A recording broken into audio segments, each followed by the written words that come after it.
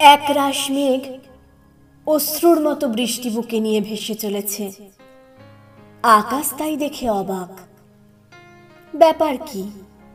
এত কান্না নিয়ে মেঘ কোথায় যাচ্ছে?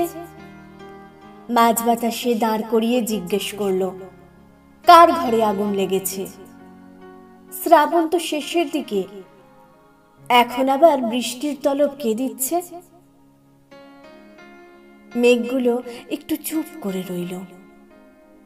তারপর এক সর্দার গোছের মেঘ বলল, গেছো ভুলে যে মানুষটা ব্যাপ্তিতে তোমার চেয়েও বিস্তৃত, যার সৃষ্টির রামধনুতে আজও পৃথিবী রঙিন, এক জীবনের বিষাদ মন্থন করে যিনি সবার বাঁচার অমৃত রসদ এনেছেন তুলে।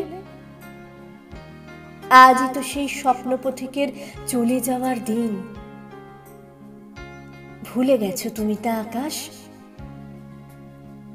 এমনই এক শ্রাবণ সন্ধ্যায় পূর্ণিমা চাঁদ কত ম্লান হয়ে কেঁদেছিল, মনে নেই তা কি?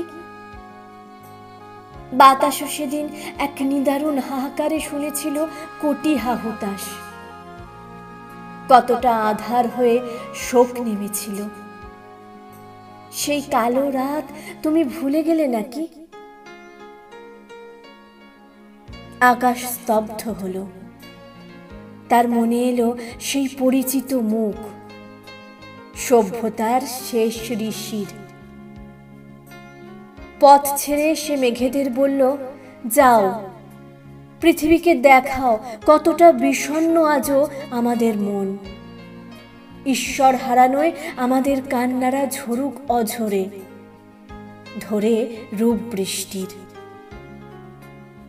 ভেজা মাঠ ঘাট বাট শহরগঞ্জ গ্রাম, সবার আসুক মনে আজ সেই বিষাদিয়া 22শে শ্রাবণ,